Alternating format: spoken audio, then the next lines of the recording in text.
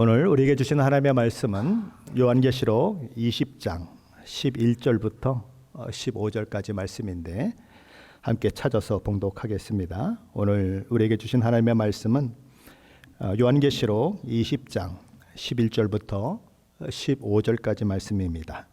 우리 함께 봉독합니다.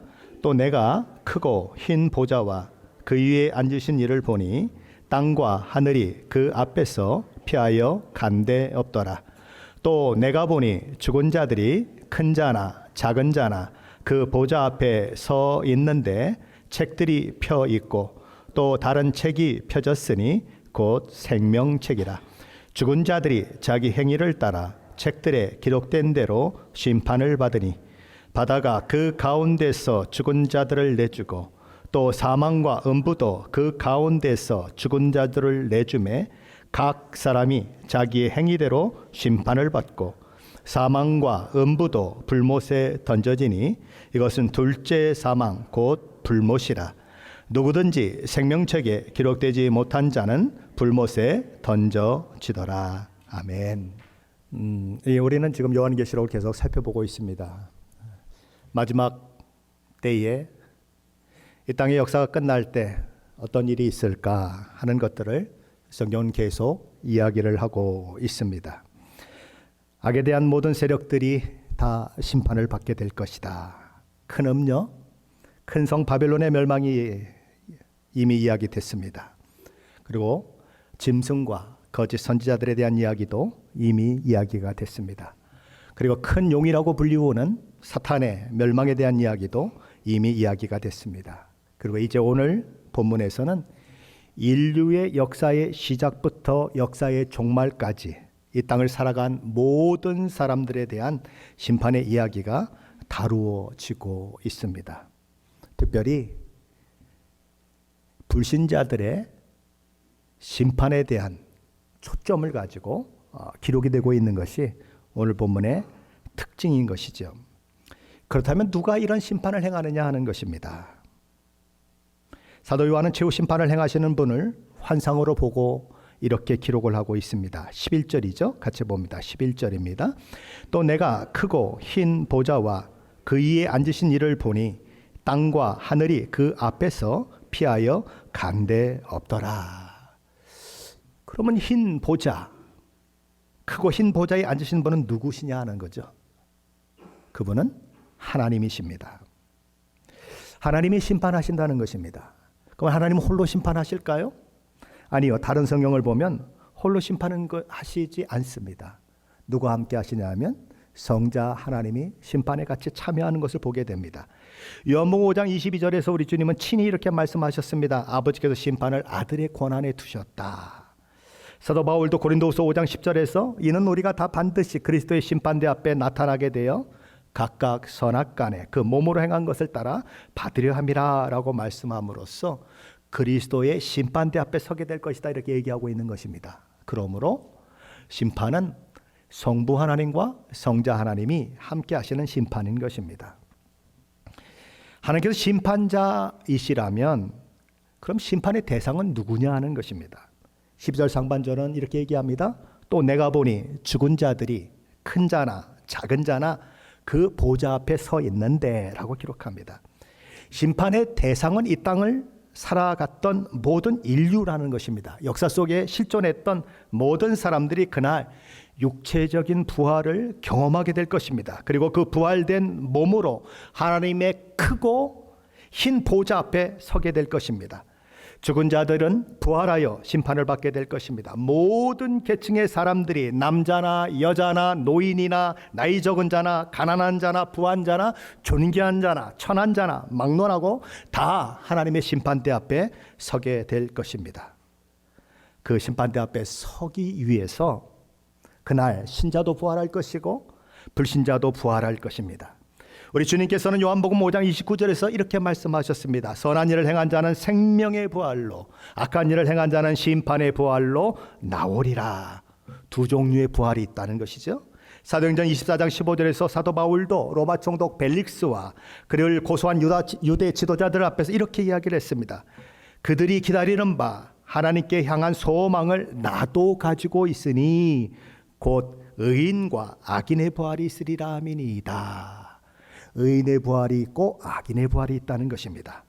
마태복음 25장에 보면 양과 염소의 비유를 우리 주님이 하시는 것을 보게 됩니다.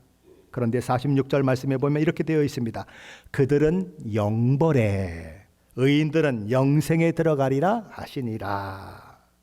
영벌에 들어가는 자들이 있고 의인으로서 영생에 들어가는 자들이 있다. 두 가지 부활이 있다는 것이고, 그리고 두 가지 심판이 있다는 것입니다. 생명의 부활을 경험하고 영생에 들어가는 자가 있는 반면에 심판의 부활을 경험하고 영원한 불못에 던져지는, 영원한 형벌에 처해지는 자가 있다라는 것입니다.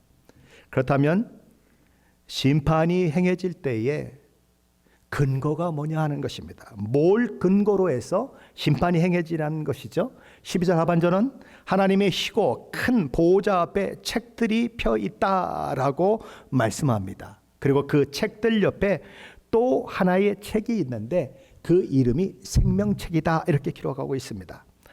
하나가 아니라 여럿이 그렇게 있는 책들이 있는 것입니다. 복수죠. 그리고 다른 하나는 단 한 권의 책이 있는 것입니다. 단수입니다. 생명책이라고 불리우는 것입니다.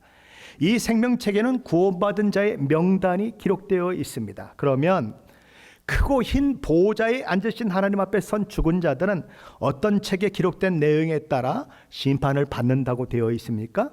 12절 하반절 말씀은 자기 행위에 따라 책들에 기록된 대로 심판을 받으니라고 되어 있습니다. 그 이야기는 무엇을 말합니까? 세상 모든 사람들이 당하는 심판은 그들의 행위에 따른 심판이다라는 것입니다. 세상 모든 사람들은 육체적으로 부활한 이후에 그들이 어떻게 살았느냐 하는 것에 대해서 심판을 받게 된다라는 것입니다. 세상 모든 사람들은 육체적으로 부활한 이후에 이런 심판을 받게 된다라는 거죠. 13절 말씀이 그거에 대해서 이야기하고 있는데 한번 같이 읽어보겠습니다. 13절입니다. 바다가 그 가운데서 죽은 자들을 내주고 또 사망과 음부도 그 가운데서 죽은 자들을 내주매 각 사람이 자기 행위대로 심판을 받고, 바다도 그 가운데서 죽은 자를 내줄 것입니다. 사망도 그 가운데서 죽은 자를 내줄 것입니다. 음부도 그 가운데서 죽은 자들을 내줄 것입니다. 그것들이 죽은 자들을 내준다고 하는 것은 죽은 자를 더 이상 가둘 수 없기 때문에 일어나는 일입니다. 왜냐하면 심판하실 하나님께서 죽은 자들을 심판하셔서 영원한 생명이든 혹은 영원한 멸망에 처해지게 만드시기 위해서 그 죽은 자를 부활하도록 만드실 것이기 때문에 바다도 사망도 음부도 죽은 자를 더 이상 가두어 둘 수가 없는 것입니다. 하나님이 명령하시면 나오게 되어 있는 것이지요. 그런데 이 요한계시록에서 바다는 줄곧 악의 출처를 의미하는 것으로 사용이 되었습니다. 요한계시록 13장에서 사탄의 하수인인 열뿔과 7머리를 가진 짐승, 세상의 권력자들을 또는 세상의 제국들을 상징하는 이 짐승은 어디에서 나왔습니까? 악의 상징인 바다로부터 나왔습니다. 그리고 요한계시록 17장에서 음녀는 어디에 앉아 있다 이렇게 얘기합니까? 많은 물 위에 앉은 자로 그렇게 묘사되고 있습니다. 그리고 요한계시록 21장에는 새 하늘과 새 땅이 도래하면서 악의 출처요, 악의 상징인 바다가 더 이상 있지 않다라고 그렇게 기록이 되고 있는 것입니다. 그러니까 이 바다는 이 요한계시록에서 악의 출처, 악의 근원, 이런 것들을 가리키는 상징으로 사용되고 있는 것입니다.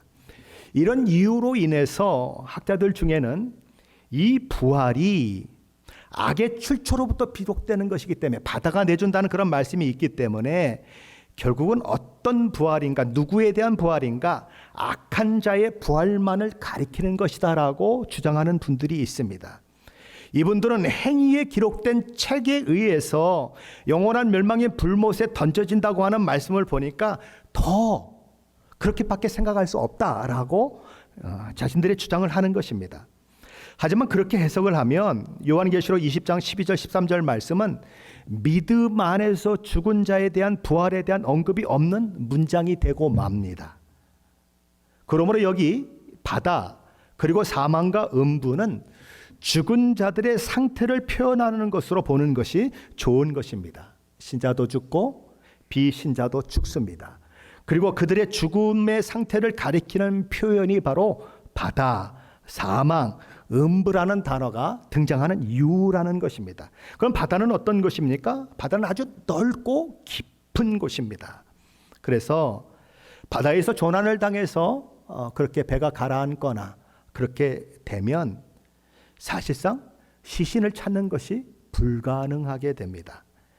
뭐 요즘 같은 경우에는 뭐 잠수부도 있고 뭐 잠수함도 있고 많은 그런 조난 당한 사람들을 구할 그런 장비가 있는데도 불구하고 바다에서 빠져 죽으면 사실상 시신을 건지기가 어려운 것입니다. 근데 고대에는 아예 불가능한 것입니다. 왜요? 그런 장비가 아무것도 없으니까.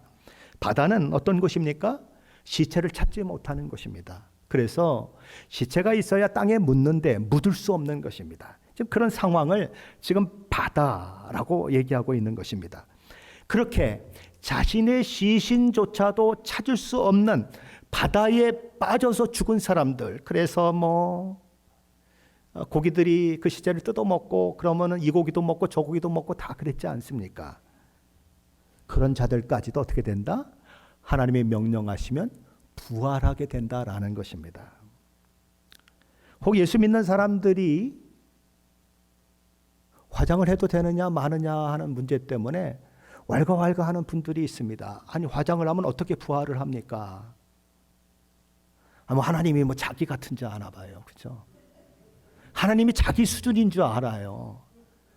아니 이 고기도 먹고 저 고기도 먹고 다 뜯어 먹었어도 그게 부활이 되는데 화장했다고 부활을 못 시키는 하나님이면 그건 우리 믿을 하나님이 아니죠.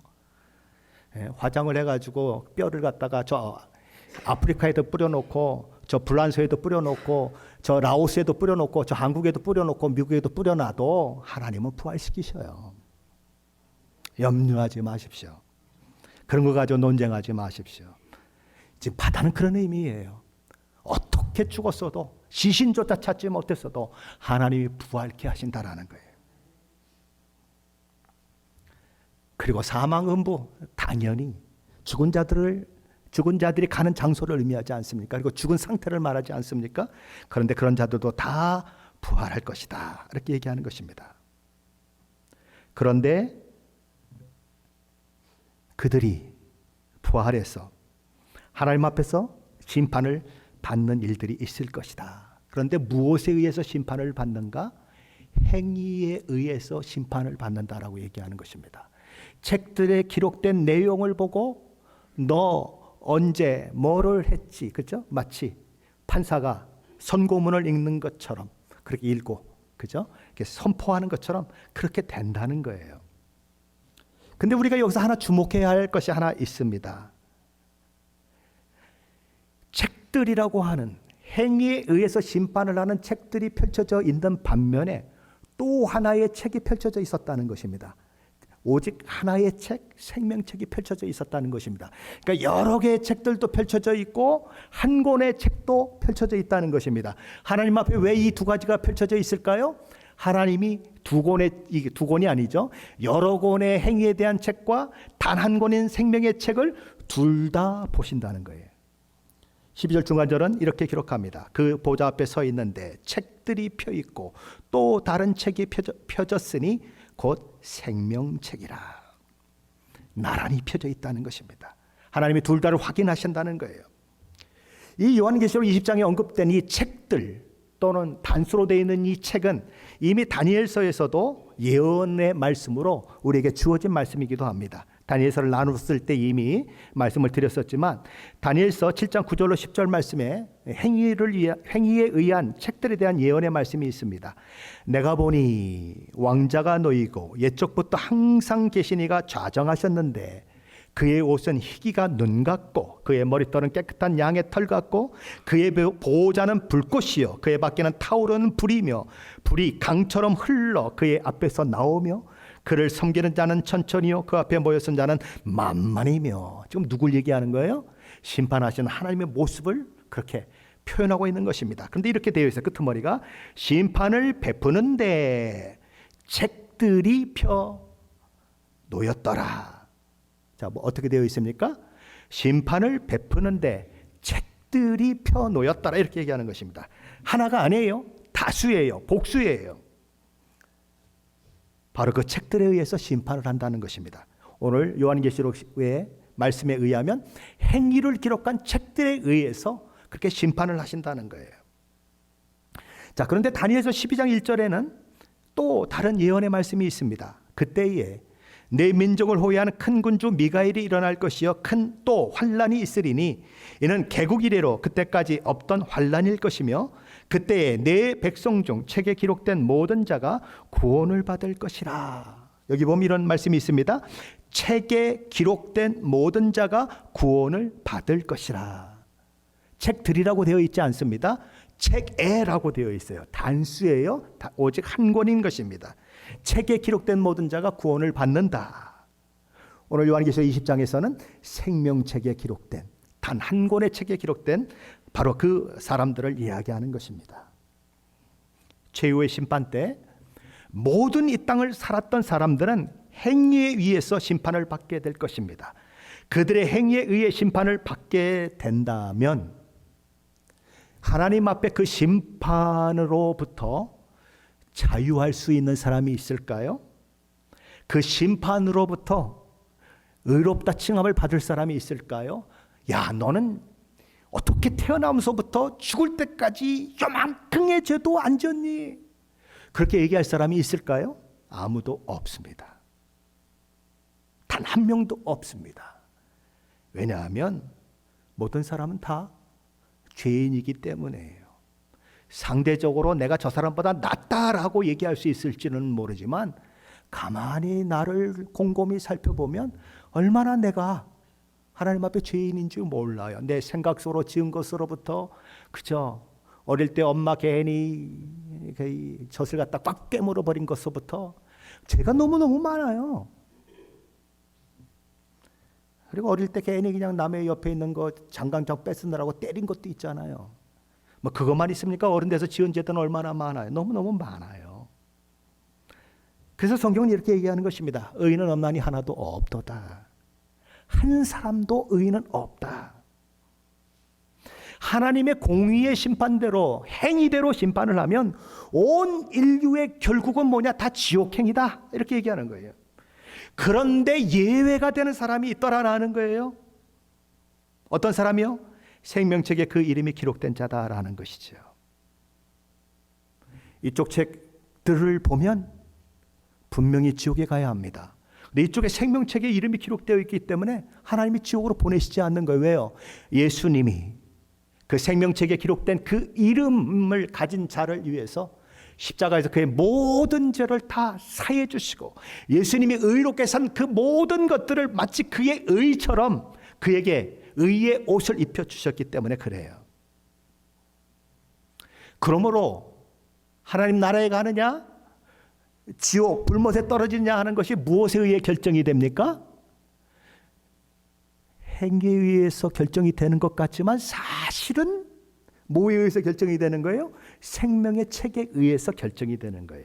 거기에 이름이 있느냐 없느냐 그것에 따라서 결정이 되는 거예요. 우리 한국 국민은 주민등록증을 가지고 있습니다. 그리고 주민등록 번호, 고유의 번호가 있어요. 그걸 가지고 있으면 그 사람이 한국 사람이라는 거죠.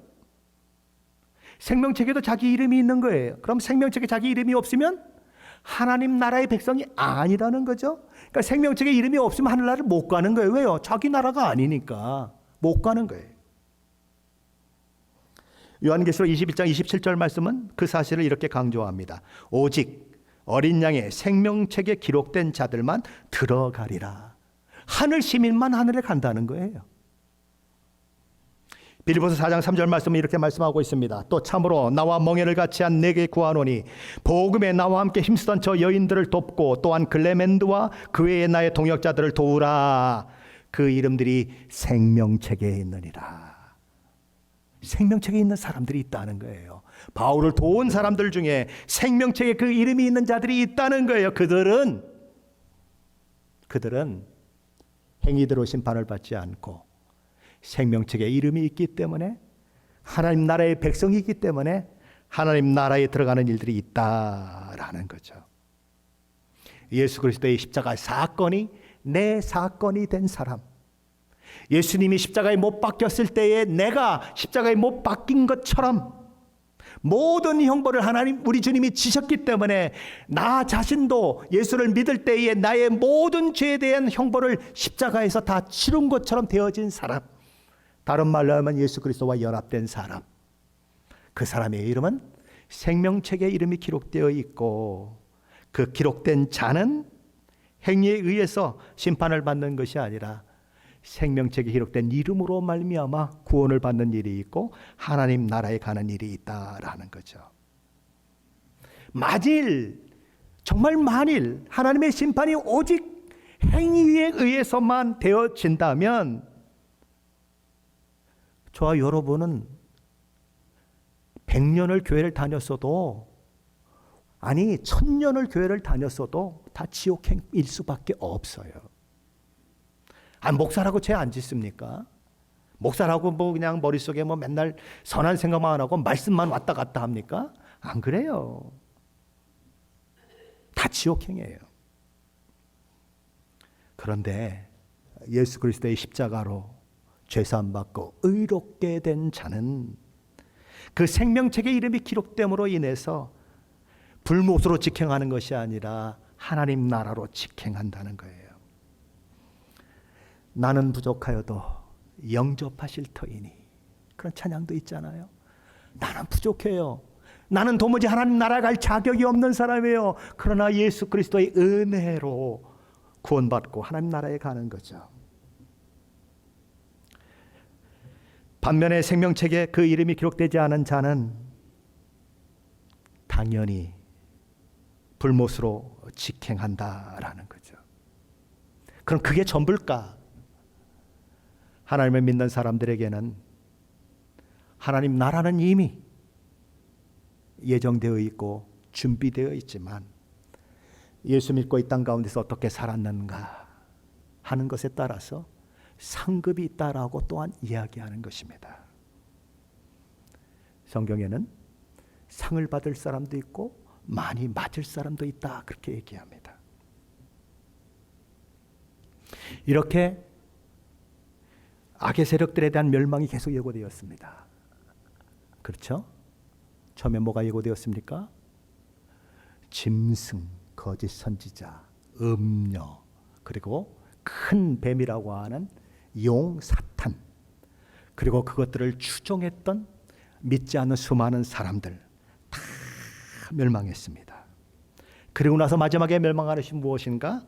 사망과 음부도 불못에 던져졌다라고 오늘 말씀은 선언하고 있는 것입니다. 자, 그렇다면 행위에 의해 심판을 받아 모든 사람들이 떨어지는 불못은 어떤 곳일까요? 혹자들은 막 농담을 합니다. 한국 사람들은 이 뜨거운 걸 너무 좋아해서, 가마솥을 너무 좋아해서 지옥불에 떨어지면 의구 시원하다 그런데요. 그래서 지옥불을 조금 더 뜨겁게 해야 된다 이런 농담들을 하지만 그건 농담일 뿐입니다. 그것은 정말 견디기 어려운 것이에요. 그래서 나사로와 부자의 그 예화를 통해서 우리 주님이 말씀하신 것을 이렇게 참고하면 부자가 지옥에 떨어져서 어떻게 하죠? 나사로로 하여금 그 손끝에 물 한 방울 묻혀서 내 혀에 혀를 좀 적셔달라고, 시원하게 해달라고 그렇게 간구하지 않습니까? 그만큼 고통스럽다는 거예요. 그만큼 힘들다는 거예요. 세상에서도 죄인들이 격리됩니다. 그렇죠? 세상 일반 사람들과 살지 못하도록 격리시켜서 감옥에 가둡니다. 마지막 때에 하나님 믿지 않는 사람들, 그리고 죄인들, 그런 자들도 하나님 나라와 상관이 없는 자들이기 때문에 격리될 것입니다. 그것이 사실은 지옥이에요. 그러니까 인간의 감옥과 이 지옥은 좀 비슷한 면이 있다라는 것이죠. 그런데 아주 크게 다른 점 두 가지가 있습니다. 첫째는 불못에서 고통은 이 땅에서의 겪는 고통과는 비교할 수 없다는 거예요. 때로는 뭐 감옥에 갇힌 자들이 고문을 당하기도 하고 막 끔찍한 일을 당하기도 하지만 그 고통과는 비교할 수 없는 고통이 불못 가운데 있다는 것입니다. 둘째로 감옥은, 이 땅의 감옥은 종종 탈출하는 사람들이 생겨요. 뭐 갑자기 무슨 헬기가 뜨고 뭐 이래가지고 도망가는 사람, 땅굴을 파서 도망가는 사람, 뭐 별 사람들이 다 있어서 가끔 그렇게 탈옥한 사람들이 생겨요. 또 어떤 때는 뭐 10년형을 선고받았는데 뭐 대통령이 무슨 사면을 한답시고 2년형으로 해주면 2년 만에 나오는 사람도 있고 뭐 10년을 채워서 나오는 사람도 있어요. 어떤 경우에는 뭐 무기징역을 선고받았는데 그 다음날 죽었어요. 그러면 하루 만에 그냥 나와요. 물론 죽은 몸으로 나오지만 그게 세상의 감옥입니다. 그러나 불못은 영원히 나오지 못해요. 왜요? 죽는 것도 없어요. 그 고통을 영원히 자기 몸으로 아주 그냥 감당해야 하는 곳이 바로 불못이라는 거예요.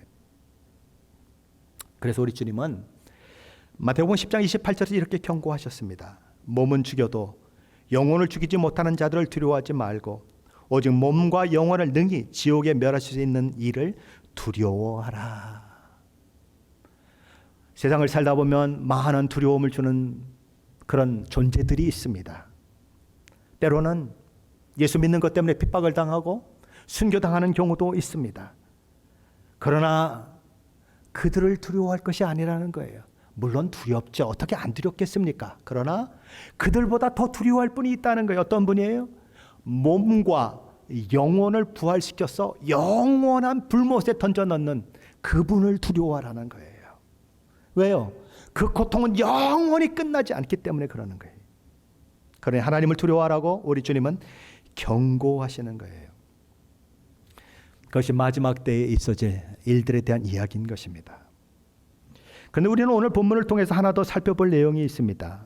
그것은 사람이 죽어 이렇게 최후의 심판이 있게 되는데 육체적으로 부활을 해서 하나님의 심판을 받아 영생에 이르는 자도 있고 영벌에 이르는 자도 있는데, 그럼 그 시기가 올 때까지 죽은 자들이 있을 거 아닙니까? 그럼 죽었다고 하는 것은 뭐예요? 몸과 영혼이 분리되는 것인데 그게 죽음인데, 그래서 육은 무덤에 묻히기도 하고 화장이 되기도 하고 때로는 시체를 못 찾기도 하고 그런 일들도 있어요. 그럼 그 영혼이 어디에 가 있느냐 하는 거예요. 아직도 예수님 모시지 않았어요? 근데 뭐 저희보다 1000년, 2000년, 3000년, 4000년, 5000년 전에 산 사람들이 있어요? 그럼 그들의 영혼은 어떻게 되어 있느냐 하는 것입니다. 우리 한국 분들은 구천을 떠돈다 이렇게 얘기합니다. 그래서 구천을 떠돌다가 배고프시면 어떻게 하냐? 막걸리도 부어드리고, 그죠? 그리고 음식도 좀 대접을 하고, 이거 노잣돈이 떨어져가지고 배고픈데 밥 못 사 먹으면 어떡하냐? 그러니까 노잣돈도 좀 넣자. 그래서 거기다 돈도 놔요. 제가 그냥 그때 조금만 어렸으면 그 돈 가지고 와서 써버릴 텐데, 그렇게 구천을 떠돈다. 또는 뭐 귀신이 되어가지고 뭐 왔다 갔다 한다. 뭐 이런 얘기들 많이 합니다. 천주교에서는 연옥교례를 만들어냈습니다. 연옥이 있어서 이 땅에서 있는 사람들이 그 연옥에 있는 사람을 위해서 공을 많이 세우면 저 연옥에 있는 사람이 천국으로 가게 된다. 그렇게 얘기를 합니다. 정말 그럴까요? 우리 주님은 십자가에 달려 돌아가실 때 한편 강도가 주의 나라가 임하실 때 나를 기억해 달라고 요청하자 내가 진실로 내게 이르노니 오늘 내가 나와 함께 낙원에 있으리라 라고 말씀하셨습니다. 여기서 낙원은 어떤 것일까요? 사람들은 이 낙원이 믿음을 가지고 죽은 자가 부활하기까지 있는 어떤 특정한 장소다 이렇게 얘기하는 분들이 있습니다. 그리고 그 반대로 음부라고 하는 것이 있는데 그 음부는 믿지 않는 자들이 부활하여 심판을 받기까지 머물러 있는 어떤 장소다 이렇게 이야기하는 분들이 있습니다. 하지만 주님은 분명히 이렇게 말씀하셨어요. 오늘 내가 나와 함께 낙원에 있으리라. 이 강도가 오늘 우리 주님이 계신 낙원에 있게 된다는 선언이에요. 그렇다면 우리 주님은 지금 어디 계실까요? 우리는 오늘도 예배를 시작하면서 사도신경을 외웠습니다. 장사한 지 사흘 만에 죽은 자 가운데서 다시 살아나시며 하늘에 오르사 전능하신 하나님 우편에 앉아 계시다가, 그럼 하나님 어디 계세요? 아니 우리 주님이 어디 계셔요? 하나님 우편에 앉아 계세요. 그럼 하나님은 어디 계세요? 천국에 계세요. 어떤 낙원이라고 하는 죽은 자들이 있는 어떤 장소에 있는 것이 아니라 천국에 있어요. 그 사람들이 주장하는 것처럼 그렇게 낙원에 있지 않다는 것입니다. 그러니까 낙원은 어디라는 거예요? 결국은 낙원이 천국이에요. 맞아요? 왜 낙원에 있으리라고 그랬는데 낙원이 있으셔야 할 예수님이 어디 계세요 지금? 하나님 우편에 계시잖아요. 천국에 계시잖아요. 그러니까 낙원이 천국이에요. 웨스터민스터 신앙고백 제32장 죽은 후의 상태와 죽은 자의 부활에 대한 신앙고백서에 이렇게 기록을 하고 있습니다. 사람의 육체는 죽은 후에 흙으로 돌아가 썩음을 본다. 그러나 영혼은 불멸의 본질이 있어서 그것을 주신 하나님께로 직접 돌아간다. 의인의 영혼은 그때 온전히 거룩해져서 지극히 높은 천국에 들어가 빛과 영광 가운데서 하나님을 배웠고 그 몸의 온전한 구속을 기다린다. 그리고 악인의 영혼은 지옥에 던지운 바 되어 고통과 극한 흑암 가운데서 남아서 마지막 날에 심판을 기다린다. 죽으면 어떻게 된다는 거예요? 영혼이? 예수 믿는 영혼은 하나님 나라로 가고 그렇지 않는 영혼은 지옥으로 떨어진다, 이렇게 얘기하는 것입니다. 그리고 이렇게 얘기해요. 육신을 떠난 영혼들을 위해서 예비된 것은 이 두 장소 외에 다른 것을 성경은 인정하지 않는다. 그러니까 무슨 뭐 연옥이 있고 뭐 낙원이 무슨 뭐 천국 말고 어떤 다른 곳이고 뭐 음부라고 하는 것이 지옥 말고 어떤 다른 곳이고 있다, 이 얘기는 성경에 없는 얘기다, 이렇게 하는 거예요. 천국과 지옥밖에 없다. 영혼도 죽으면 천국으로 가는 것이고 영혼도 죽으면 지옥으로 떨어지는 것이다. 그리고 거기서 있다가 나중에 최종적으로 뭐예요? 몸과 영혼이 합해져서, 그렇죠? 합해져서 진짜 천국을 맛보는 그런 일들이 있고 진짜 지옥을 맛보는 일들이 있다, 그렇게 얘기하는 것입니다. 우리 주님은 요한계시록 3장에서 사대교회에 보낸 편지를 통해 그 옷을 더럽히지 않은 몇 사람, 흰 옷을 입고 우리 주님과 함께 다닐 소수에 대한 이야기를 하면서 이렇게 말씀하셨습니다. 이기는 자는 이와 같이 흰 옷을 입을 것이요 내가 그 이름을 생명책에서 결코 지우지 아니하고 그 이름을 내 아버지 앞과 그의 천사들 앞에서 시인하리라. 생명책에 그 이름이 기록된 자로 세상과 타협하지 않고 죽은 믿음이 아니라 산 믿음으로 세상을 이기는 자는 생명책에서 그 이름이 지워지지 않을 것이다. 그리고 그의 이름을 내 아버지 앞과 그의 천사들 앞에서 내가 시인하게 될 것이다. 아버지여, 내가 이 영혼을 위해서 죽었고 이 영혼이 나를 믿은 자입니다. 이 영혼의 이름이 생명책에 기록된 자입니다. 그렇게 하신다는 거예요. 우리 주님은 요한계시록 13장에서 용의 권세를 준 짐승에게 경배하는 일에 대해 경고하시면서 누가 짐승에게 경배하며 짐승을 섬기는 자가 되는지에 대해서 이렇게 얘기했습니다. 죽임을 당한 어린 양의 생명책에 창세 이후로 이름이 기록되지 못하고 이 땅에 사는 자들은 다 그 짐승에게 경배하리라. 누가? 세상의 권력자들, 세상의 거짓 선지자들에게 굴복하는가? 생명책에 기록되지 않은 자들, 생명책에 그 이름이 기록되지 않은 자들이 굴복한다라는 것입니다. 그러면서 이런 권고의 말씀을 요한계시록 13장 9절 10절에서 말씀합니다. 누구든지 귀가 있거든 들을지어다. 사로잡힐 자는 사로잡혀 갈 것이요 칼에 죽을 자는 마땅히 자기도 칼에 죽을 것이니 성도들의 인내와 믿음이 여기 있느니라. 온갖 핍박과 역경이 있을 것입니다. 믿는 자에게도 고난이 있을 것입니다. 심지어 순교하는 자들도 있을 것입니다. 그러나 성도에게 필요한 것이 있다는 것입니다. 뭐가 필요해요? 인내와 믿음이 필요하다는 것입니다. 인내와 믿음으로 자기 믿음을 지킨 자, 바로 그들이 생명책에 그 이름이 있는 자들이다라는 거죠. 사랑하는 성도 여러분, 우리는 이 땅을 살고 있습니다. 이 땅에서 수많은 일들을 만나고 수많은 두려운 일들을 만나며 이 땅을 살아가고 있습니다. 정말 우리가 두려워할 자는 누구일까요? 이 세상일까요? 회사에서 나의 상사일까요? 아니요. 하나님을 두려워하라고 얘기하는 것입니다. 그분이 몸과 영혼을 다 지옥에 멸하실 분이시기 때문에 그분을 두려워하라는 것입니다. 그리고 이 마지막 때의 환상을 하나님이 보여주시면서 너의 마지막이 이렇게 될 것임을 생각하고 오늘 현실 속에서 그 마지막에 운명이 바뀌어지는 그런 모습으로 이 땅을 살지 말라는 거예요. 이 땅에서 성실히 하나님의 말씀을 따라 살며 생명의 기록, 그 이름이 기록된 자로 살며 믿음을 인내로 그렇게 지켜내며 마지막 때 우리에게 허락될 그 종국을 진실로 받아들이는 그런 사람이 되라고 하나님 우리에게 이렇게 말씀하시는 것입니다. 2026년 한 해 사랑하는 성도 여러분, 세상과 타협하지 마십시오. 세상을 두려워하지 마십시오. 그들이 기껏 해봐야 죽이는 것밖에 더 하겠습니까? 우리는 죽어도 사는 자들입니다.